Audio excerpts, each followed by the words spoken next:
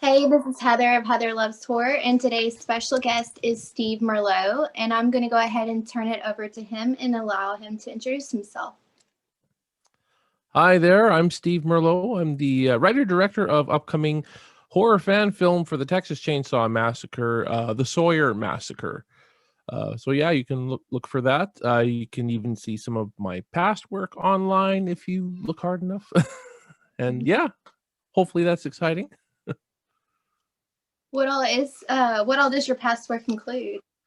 The only one of real significance at this point is a little short I did called Unseen. It's a horror short that won a few awards back in 2017. Nothing major. It's not like it won anything at Sundance or anything like that, but it did win a few awards, so that was kind of cool. Other than that, I did do one. I have made one feature out of the horror realm, but that's been in post production nightmare for a while. There are some trailers that we released for it online, but that's about it. And I also directed a comedy a few years back as well. And I don't think the writer and editor has released that yet. Although I saw a cut of it, it looked pretty good. So I'm surprised he hasn't released it yet. At least not as far as I know. And that one is kind of an interesting one. It's kind of a combination of Romeo and Juliet meets Cupid. It's definitely interesting. It's an interesting film. It's called Love Ever So. I know there's a trailer for that online as well too. Definitely have to look that up. Yeah. So I don't just do horror, but that's sort of horror is my main thing though. Yeah. Well, that's good. You don't want to stick in just one category. You can't really reach Yeah.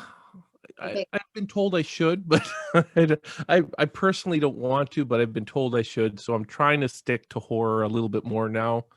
But eventually I would like to definitely branch out a little bit more than I have. Right. Well, what is your inspiration? What is your inspiration for making this film? For the Sawyer Massacre, obviously the original Texas Chainsaw Massacre, but originally when I came up with the idea for this film, um, it was after I saw the remake from 2003, so quite a few years ago now, is when I originally had the idea, and it was due to kind of a lack of I had a bit of a dislike, I guess, for that. I was dissatisfied. I shouldn't say dislike. I don't know. I didn't hate the film. It's just I expected more, I guess you could say. And so it got the wheels turning basically, and basically, and I was saying to myself, what would I do if I was going to do a remake? So at the time I was thinking, what would I do if I was to do a remake of the Texas Chainsaw Massacre? But eventually that kind of uh, turned into a prequel idea, and the ideas just kind of came over time. It's one of those things where I didn't quite know where I wanted to go at first, and had all these different ideas, and they evolved into more and more different ideas. And I don't know, it took a long time for the script to actually get to where it was, where I was actually happy with it, and it took a lot of consulting too. Actually, I consulted a lot of screenwriters, specifically in the horror genre, um, to give me feedback on the script. So, um, yeah, it took a long time. I mean, the remake came out in what, 2003? It's 2021 now, so that's almost 18 years since it came out. So, yeah, it took a long time. Yeah. Well, where are you in production with the film? Are you like pre-production, post-production? Pre-production right now, yes. Obviously with COVID, it's a bit of a struggle right now because we actually want to film this in Texas. Things in Texas right now are tough. I know because we've casted a bunch of actors in Texas, and I asked them if they would be interested in doing a little bit of filming for a promotional trailer that we're going to have coming up with our Indiegogo in March. Um, and it was expensive just for me to pay for all the COVID regulations, just for that. So But you know, they did a great job, and we're looking forward to doing the trailer, or sorry, releasing the trailer, and getting more pre-production uh, on the way. As right now, we're looking for locations in Texas. That's kind of my biggest pre-production goal right now. So I've made a few connections in and around the Austin, Texas area, and yeah, we're just working on locations. We're looking at different automobiles that we could use for the film, because it is set before the original, so we need some really old vehicles to be on screen. So I've gotten some resources there, but still a long ways to go for sure. Yeah. Well, where in Texas are y'all looking, like the Bastrop area or something? In that general area, want to keep it, you know, within a 2-hour distance from Austin. So Bastrop is definitely an area we've been looking at. I mean, I originally wanted to use the gas station that was there. So I take it you know that that's where the gas station is in Bastrop. I mean, because a lot Yeah. of hardcore Texas Chainsaw Massacre fans know that. But unfortunately, even though I want to use that gas station because it is part of the script, it sounds like the owners aren't too keen on letting films be shot there. So I don't know if we'll actually get to use it, you know, because I don't know. The owners seem to give me the cold shoulder, so I'd love to use it though. Hopefully you'll be able to. I'm from Texas, so Oh, really? yeah. Oh, cool. Whereabouts in Texas? Southeast Texas, along the coast of Louisiana, like Oh, okay. hours from Houston. Okay. A little Yeah. ways away from where we're filming, but Probably a few hours anyways. like 5. What's that? Probably about 5 or 6. 5 or 6 hours. Wow. Yeah, a Hmm. bit of a drive to Austin, I guess. Eh? Definitely. So about y'all's go-go, when's the next campaign? The Indiegogo, it's going to be March 1st. We're dropping it March 1st. New trailer. We have a trailer online right now. That's got some good appreciation. Not sure if you saw it or not, but it's generated some positive feedback. It just hit 200 likes the other day, so that was pretty cool to see. I don't have any other videos on my YouTube channel that have that many likes, so that's pretty cool. But we want to, you know, always want to, you know, up it a little bit. So, you know, it was cool to be able to get my actors from Texas to be a part of it. Not all my actors from all the actors from Texas, but you know, a good portion of the cast that we casted in Texas is going to be in the new trailer. So we're pretty excited about that. Whereas we didn't have that before. We shot our first promo trailer entirely in Canada, and well, you know, making Western Canada look like Texas is not easy. But you know, we did what we could. But there's obviously, you're from Texas. If you see our trailer, you'll be able to say that don't look like Texas. If you're from Texas. Some Yeah. people who aren't will be like, oh, that's Texas, you know. But it's not. It's Western Canada. It's like watching The Shallows and then seeing the Galveston Beach and being like, that is not Galveston Beach. There you go. Exactly. Still, it's nice to see people try. So I was going to ask where you plan to film, but you already covered that. Would you like to talk about some of the cast and crew? Sure. Again, most of them are from Texas. We do have one actress from Louisiana, and then we do have a couple Canadian actors going to be in it as well, including our Leatherface. Our Leatherface is just from down the road from me, basically. Well, one town over, pretty much. And we liked what he did in our trailer so much that we felt like he was right for the role, as was our lead actress as well, Nika Lou. She did a great job in our trailer as well. So they're willing to come to Texas to shoot this thing. So that's great. I hope they have all their visas, though. You know, as far as who we casted from Texas, a lot of the local talent there. No big massive stars or anything like that, but a lot of good working actors that just really tested well. We've casted Michael Vincent Barry in the role of Rex. Jordan O'Neill is playing our main character, Jimmy.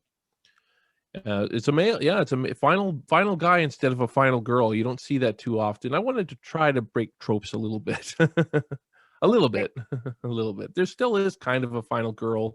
Nika Lu's playing Allison.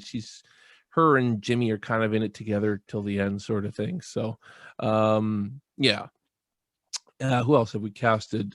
Patrick Lescabrio as Henry. He's a pretty well known working actor in Texas. So a lot of the good, a lot of well-known Texas actors are in it.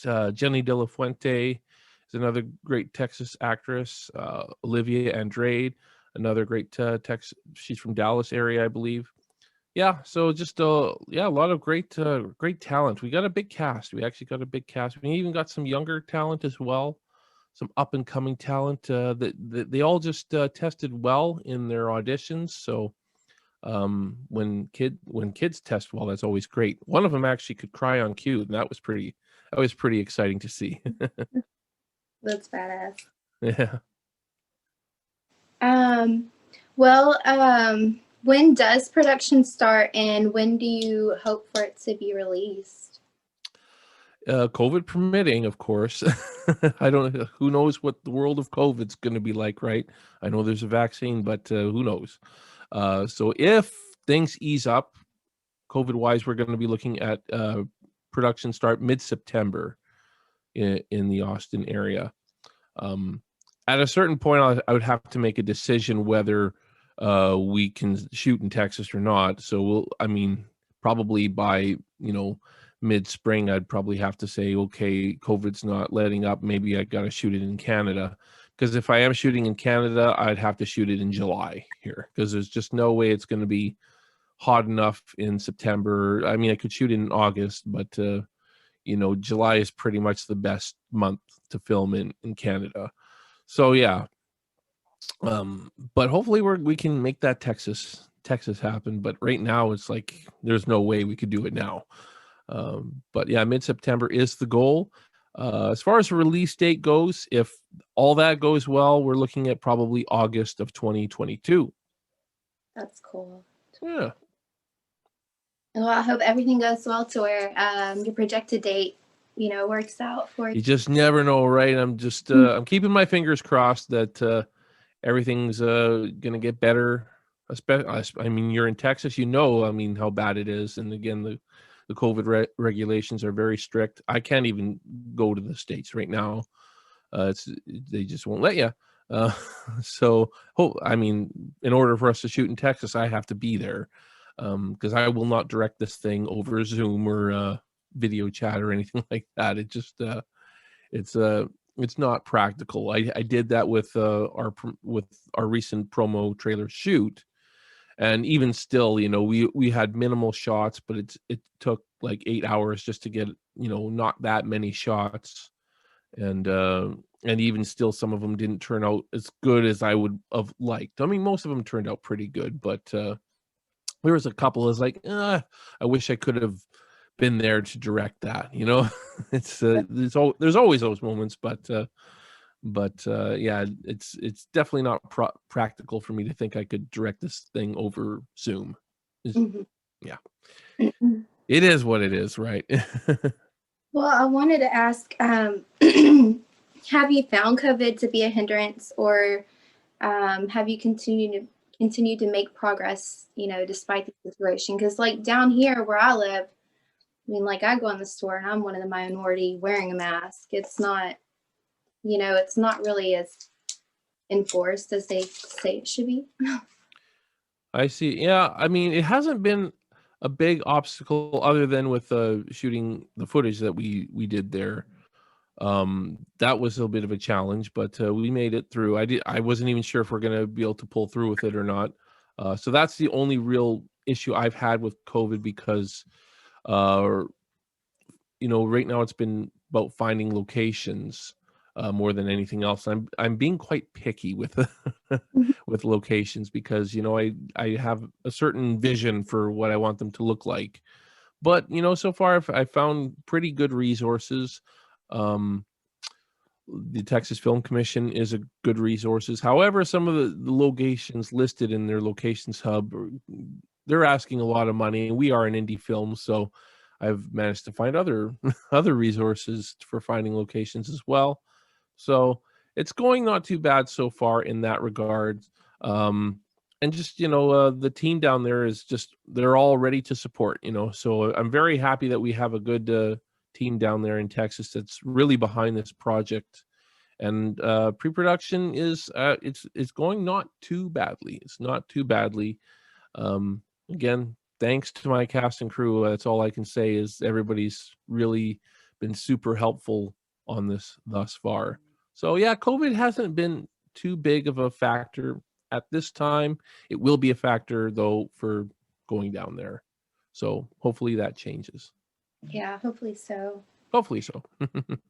Do you plan for this to be the only Sawyer Massacre fan film, or you gonna see how it goes from there? Or Um, that's an interesting question because I mean I do have other ideas, Mhm. but in this Texas Chainsaw Massacre kind of universe, um, but I mean at the same time I also have my own original scripts that I want to produce as well. So I mean I could see it down the line making another one. I would want to make at least one of my own films first after this is all said and done. At least one. And I kind of want to stick to features now. I've done the shorts. I've done short films for most of my career so far as an indie filmmaker, and I don't know. I feel like I'm more of a feature, at least as a screenwriter. I'm more of a feature guy. Um, it's actually difficult to write shorts. You can't put too much story into them. So it's features are just more my style, I guess. So, but I could see myself going back to doing another Texas Chainsaw Massacre fan film if the demand is for it. If the fans want it, if they like what they see from this, I could see me doing it. Um, maybe one more. Maybe maybe there's one more in me. That's what I'll say. I could see it. I have and ideas. and it's supposed to be a feature, not a short. Or Yes, a feature. This will be about probably a 90-minute film. that's great. Yeah. So, let's see. Do you have any other future projects in the work or dreams that you'd like to come to light that you want to discuss? Or Yeah, I mean, I mentioned my film Unseen that won a few awards a few years back. It was just a short, but again, it was another one of those shorts that I felt it needed a feature length because there's just so much depth to the story and the main character that couldn't really get everything through in a short film. And about 50% of the audience misses a main thing because it feels rushed. So like a main theme of that movie, because it kind of feels rushed and it's easily missed if you're not paying very close attention. It's one of those things that you're going to miss. um so I do want to that would probably be the next thing I would want to do, is the feature length version of that, which I have a screenplay for. Do have a full feature length screenplay for that. And actually that screenplay was a finalist in a few screenwriting contests too. So there's something there for sure. So I want to definitely get on that after the Sawyer Massacre. I have so many ideas and so many treatments, a few scripts that are in the works, and yeah. So and I want to work with other filmmakers too. no. I like to see how other filmmakers do. So I like volunteering on other indie filmmaker sets just to see how they do it. And you can learn from everybody, right? So learn a little something from everybody. Even if it's not your style, you can still learn something. Yeah. Um, say, okay, your projected date for this movie to be released, if everything goes well, you said August 22nd. Um, what's the likeliness of you, say, doing a horror convention to help promote the film, say like Cult Classic or Texas Frightmare, something closer to you? I'm not sure really what all they have in your area or if it's as populated with horror conventions. You know, I don't know of a lot of horror conventions in Canada. I know there's one in Calgary. I'm not sure when that is, but so I have been thinking about doing that. But again, it's timing. It'll be timing for everything. Right now, we're so busy in pre-production, getting the next Indiegogo ready, that it's hard to even think about being a part of a convention at this time. Um, However, I mean, I think after the production, after we do the production, I could see us promoting it at the convention. To what degree, I don't know, but again, because it is a fan film, we have limitations. Of course, we can't actually make any money off of the film itself. Otherwise, we'll get sued. But you know, I think we can promote it to some degree just to get the word out there, as long as we're not making any profit off of it. Yeah, all money that we can make for this film has to go into the film, so that's why we are doing an Indiegogo, because it's basically how you can raise money for fan films. Right. I don't think you can do it other. I mean, there might be other ways you can do some sort of fundraising and stuff like that, but crowdfunding seems to be the only real way that I know of to to raise money for a film, which we have raised a little bit already, enough to make it here in Canada, because I have good resources here, but not enough to shoot it in Texas. So one more Indiegogo campaign will hopefully get us there. Yeah, I'm sure with the right perks, you'll get it done. Yeah, for sure. We do have some. Actually, we've taken pre-orders on perks. The popular ones that we took pre-orders on actually are the extra perks now, which we didn't sell any of in. I don't think we sold any of them in the first Indiegogo, but I changed it. I changed how it was, and I think it got people more interested. I broke it into 3 categories now, and so I have we're putting an extra perk that's going to give an extra a line in the movie, and then we put another extra perk to be killed as Leatherface, and then to be killed by Leatherface, and then the other one to kill as Leatherface.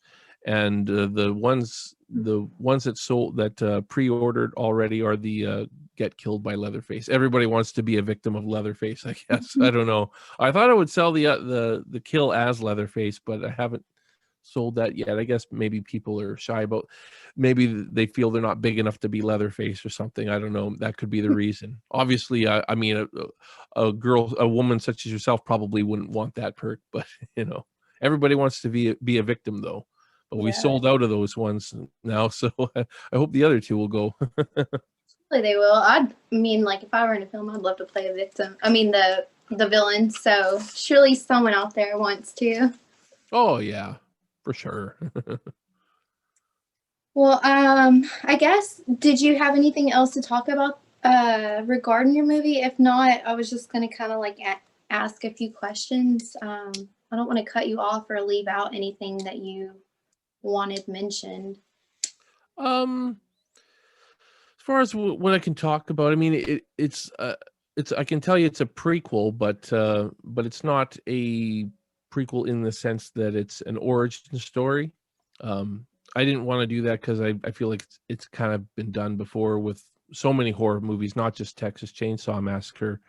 Uh, and ultimately, I feel like you're demystifying your antagonist too much when you do that. Like the last Leatherface movie was like, yeah, wasn't my thing. That's for sure. And it wasn't most people's things from what I've seen, which is okay, you know. And it is some people like that movie, and that's fine. Um, but it's not for me. I want to make sure I'm staying true to what I feel a Texas Chainsaw Massacre film should be. I don't really feel like we've gotten that ever since the original. I'm not trying to copy the original by any means. I think that's kind of an impossibility to do. It's kind of impossible to do that. but definitely use it as inspiration for the film. Use it as a little bit of a, I guess, a guide. Uh, but again, it's a totally different story. It's a totally original story, um, and I think people will be intrigued by it. Another thing I wanted to definitely do with it is make sure I'm not just redoing the same premise. I wanted to make sure there was something extra in it, that an extra layer. I like to call it just an extra layer that was going to up the disturbing factor of it, which was an issue I had with the remake, I guess you could say. I felt like when I was watching the remake, I thought with how good the beginning of the film was, I truly thought they were going to up up that disturbing factor. It set it up that way. And if anything, I kind of felt like they brought it down a little bit. They took out all the cannibalism themes. I'm not saying you had to do the cannibalism themes, but if you're going to take it out, give me something that's going to disturb me more, Um, and I didn't feel like I really got that with the remake. I know they tried to do a totally different story, and I respect that. Not just a carbon copy type of remake like say the Psycho one was from 1999. Um, Instead, they did bring a new story, and I respect that. But again, I didn't feel like it hit that level for me where there's a new layer of something that's going to make it more disturbing. And I think I did it with the script. We'll see what people say. Maybe people I mean, I think some people will like it and some people won't. You can't please everybody. Even our trailer, we got 200 likes, but we got 9 dislikes. And sometimes I look at those 9 dislikes, I'm like, why didn't they like it? You know? But at the end of the day, I know you can't please everybody. You just can't please everybody. So that's okay. Right. As long as it represents what you want it to represent, I think that's all that matters. Yeah, yeah. Exactly. Exactly. There's a vision there, and hopefully people will like it. I think they will. I think they will. Yeah, I definitely think so. I know Eric from He's the Crafty One, he was telling me about it and he was like so excited. So um, I know I'm excited. So you got a few people already. That's good. That's good. Well, watch out for the Indiegogo campaign March 1st. That's all I can say to people who are excited. We need your support to get this thing in Texas anyways. I mean, that is, of course, if Texas allows us to film there. But either way, we'd like, even if we don't film in Texas, we want to raise more money for more production value, because we want to make a good film for you guys. We want to make, there's things we want to do, and I don't want to have to skimp. Again, we've raised enough money to film it, but how much are we going to be skimping? I don't want to skimp if I don't have to. Right. Absolutely. Um, let's see. So I guess I'll ask a few random questions now. Sure. Who is your favorite director, like top 2 or 3? In horror or of all time? It could be horror. It can be all time. It can be all time. Not horror, but he's been in horror a little bit, and that's Steven Spielberg. Okay. He's definitely my top director of all time. Again, Jaws. Jaws is Yeah. iconic. It is one of those movies that I'm like, oh, is it horror? There's definitely horror elements, but I don't know if I can truly call Jaws a horror film. I don't know.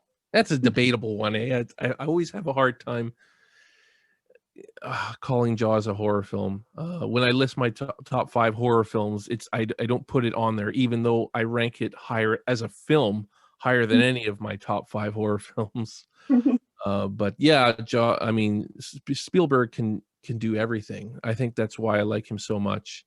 I haven't liked every single film he's done, but I respect the vision, and whether I like a film he's done or not, I respect the vision that he had in it, and how well the film is made, and that he had the guts to step out of what he was known for in a lot of cases. Like, I'm not a big war movie fan, but Saving Private Ryan, hey, it's it's one of those war movies I can watch, but I'm generally at the end of the day, I don't typically like war movies. Hmm. Yeah, it's just not my type of film. But I like what he did with that movie. So yeah, Spielberg, more in the horror genre, John Carpenter, David Cronenberg. Those are pretty much my top guys right there. The Coen brothers I really like more for comedy, but they've done horror as well. Yeah, other ones that I really like. I'd probably get flack for some of the directors I don't really care much for. Like, I've never been a huge Kubrick guy. Hmm. Yeah, I don't know. Like, everybody loves The Shining, but I'm like, yeah, didn't do it for me. But we all have our own. Like, you saw my show last night. You probably heard me talking. Maybe you weren't there for that part when I was talking about The Conjuring and how those movies are just not made for me. Yeah. Uh, I just don't. Those aren't my kind of horror, I guess. Yeah. No, I get that. Everyone has their own, things that make them tick and Oh everything. yeah. Um, and if we all like the same thing, it would be boring. Like, I think so. wish more people would understand that. Yeah, it's amazing what you see online and people criticize you for liking a certain movie or not liking a certain movie. It's like, well, geez, it's subjective at the end of the day. I mean, obviously there are certain things that aren't subjective. If a movie is poorly made, that's not subjective. If it wasn't put with good cinematography or good audio, then you know that's not subjective. But the art itself, what the story is like and all that kind of stuff is more or less subjective. Yeah. Right. Let's see. Do you have a favorite movie franchise in the horror field? Or horror If I film? was saying to say franchise, not Texas Chainsaw Massacre, because I Mhm. really only love the original. And I know that a lot of people like part two. It's just no, it's not for me. But if there was one franchise I like that I can say I like a good amount of movies from, it would have to be Halloween. That's good. Um, but that being said, there's definitely a certain amount of Halloween films that I really can't watch, you know. But if I was to say as a franchise as a whole, I've got 4 movies in the Halloween franchise that I really like, Hmm. and I can watch those ones back to back to back, and then just stop watching after that. You know, uh, so yeah, I would say Halloween because most of the other franchises, it's like there's 2 films I like. Nightmare on Elm Street, I like the first 2. Friday the 13th, I like the first 2. It's usually the first 2. That's the funny thing as well. Hmm. Um, it usually is, not all the time, but with Halloween, it's the first 4 films. I can watch the first 4 films and honestly enjoy them all. I've seen all 4 of those films many times. And I've seen most of the other ones many times too. There's a couple I've only watched once because I just couldn't watch them again, but that's okay. Again, they weren't films that were made for me. Yeah. So yeah, I'd Um, say Halloween.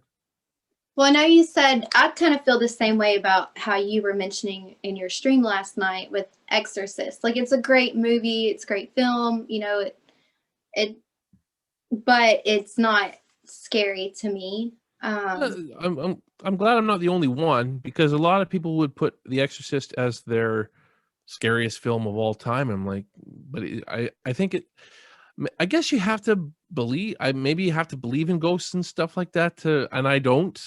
I'm not atheist or anything, but I just don't believe in ghosts. So Yeah. maybe that's the real reason why I don't find it scary. I've never had a paranormal experience. I've never seen demonic things happen before, unless you count my 3-year-old daughter when she makes demonic voices sometimes, and she's just good at that for some reason. She has a cameo in my trailer. Kind of funny, but yeah. Yeah, I think that's why I don't find The Exorcist scary, but the acting performances, you can't deny. It's great acting. That's another thing that's not really a subjective thing. Either the acting is good, or it's not, or it's subpar, or it's really bad, like it is in a lot of B movies. I guess you could say it typically is bad, but somehow it still becomes fun in a lot of those movies. Well, what is your favorite subgenre in horror? Boy, I'd probably have to say slasher, I guess. I mean, I don't know, because I mean, that's a tough one, because when you say slasher, then you kind of think of the 80s slasher, because that's where it really came into its own genre. But I really like the 70s slashers more, like Black Christmas and Halloween. Like those are my slashers, ones that didn't rely on a lot of blood and gore. Not that I have anything against blood and gore, but I just found it was in the 80s it became a little bit too much, if that makes any sense. So I want to say thrasher, but maybe like psychological thriller too. It's, which would you pick? I don't know. They kind of can go hand in hand. I know sometimes it's hard to really nail down one subgenre. Well, sometimes it also depends on your mood. I guess so. Yeah, yeah, that's true. I'll ask you a few more questions because then I'll have to go with my kids. But if you could have 5 people for dinner, who would you like to have at your table? Who would I want to have at my table? Living or dead, or they have to be alive? Doesn't matter. Boy, oh boy, oh boy. It's funny that these are the tough questions for me. um, have at my dinner table, and they have to be famous. No, I'll, it can be I'll, whomever.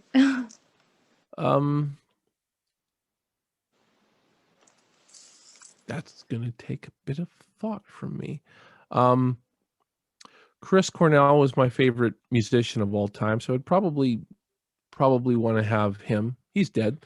Probably gonna pick all dead people here. I don't know. Probably John Carpenter, though, yeah, probably he would be an interesting guy to have at your dinner table. Boy, 5 people, 5. I gotta pick. You can do 3. Spielberg. Spielberg would be, I guess, boy, oh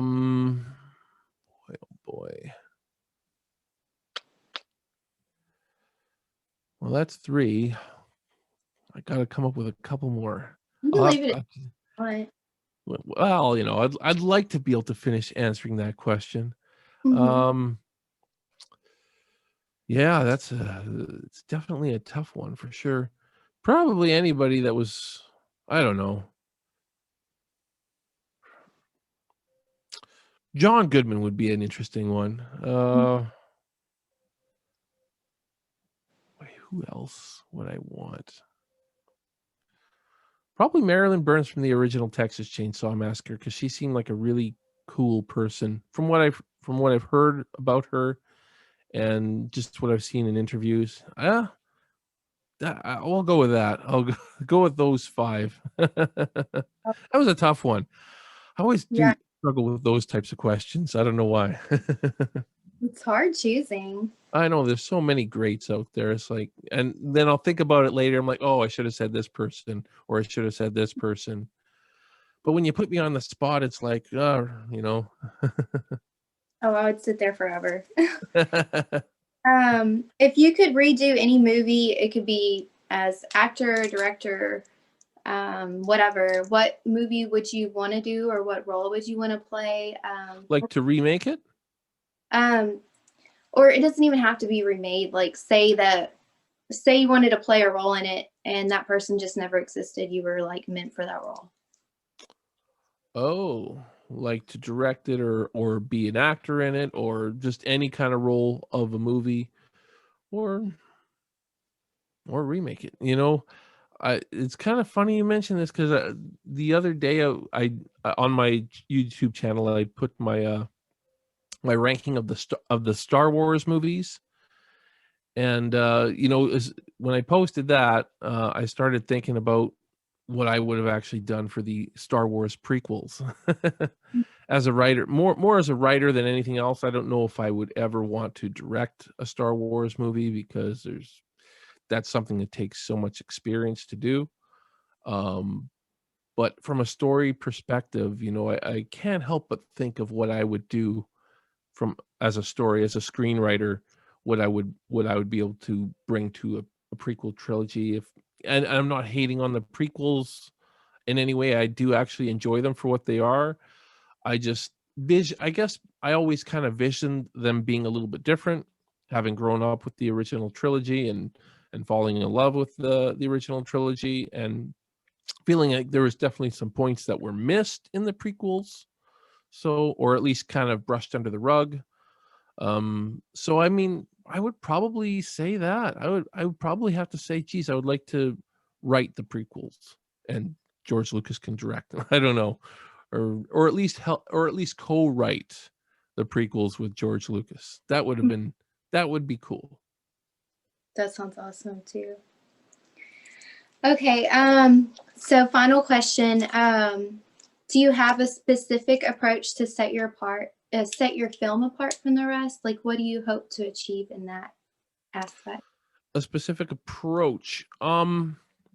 Like some I people just do. have my own style. I've at the end of the day, I know my own style of filmmaking, and I want to make a film that feels like it's made by me. Like, if you've seen my other work, then you will know that it was my style. Um, so I mean, I guess that's all I can really do, is bring my own style. Go into it knowing that I'm not trying to recreate the original Texas Chainsaw Massacre. I am trying to do completely my own thing, and but still respect it. It's about bringing respect to it, but still being original enough in your own way. So I think that's all a filmmaker really can do. um yeah, because at the end of the day, you are your own person, and you are who you are, and you have your own visions, and you have your own style. So that's all I can do as a filmmaker. That's the approach I have. I'm not going to be too influenced by it. I'm not going to look at all the cinematography from the original and say, I want to copy this shot, I want to copy that shot. A cinematographer might say that, though, mind you. If a cinematographer is um, overly influenced by the original, he might take that, and I might have to tone him down. I might have to say, okay, I understand you want that shot, but one or two shots, to pay tribute, I get. But if you're trying to copy like all the shots, it just doesn't make sense. Trying to get the lighting exactly like it was, and it just yeah. I mean, we're gonna have the lighting that I want. We're gonna have the you know uh I mean, we have new cameras now, right? We're not gonna have the same kind of cameras that were shot on back then. So there's just so many elements. I'm gonna shoot it with it the way that I think it needs to be shot at the end of the day. Right. Well, I like that you said that you want people to watch it and see that it's done by you, because that's one of my favorite things about, um, like usually you can tell when a movie's done by Argento or Hitchcock, Hmm. Polanski, his own thing, Yep. uh, thing that sets him apart. So Yep. that's a really good thing. Oh yeah, but there's always influence. I mean, you can see Spielberg was influenced by Hitchcock. You could see those little things, right? And it's okay to be influenced, but at the end of the day, Steven Spielberg is a much different filmmaker than Alfred Hitchcock was. And I've been told my style actually looks very Hitchcockian. I don't know. I was never that influenced by Hitchcock myself, but people look at it and say that, okay, that kind of looks like Hitchcock, but probably because I was influenced by other filmmakers that were influenced by Hitchcock, they see that, right? And that's okay. It's I do like Hitchcock, but at the end of the day, I can't say that I was particularly influenced by him, but I was influenced by filmmakers who were influenced by him. So it's interesting how that still comes through a bit. Yeah. Yeah. That's really cool. Well, how can I get you to? I want you to be able to plug everything that you're doing so that after people listen or watch this, they can go and figure out how to find you. Cool. Well, I'm pretty active on social media. There is a Facebook page for the Sawyer Massacre. We have a Twitter as well. I believe that's called Massacre Sawyer, if I'm not mistaken. I have to change the names or whatever, but I mean, you could probably look up the Sawyer Massacre on Twitter and it'll show up. And our Instagram as well, which is Chainsaw Sawyer. And then look for the Indiegogo in March and a brand new trailer. If you haven't checked it, anybody who hasn't checked out the Sawyer Massacre trailer that we have right now, check it out. I think we just crossed 5,000 views and 200 likes. We're pretty happy about that. But, you know, we could use more. Yeah. Well, I'll be able to like and share any way I can, and if there's anything I can do to help you, just let me know.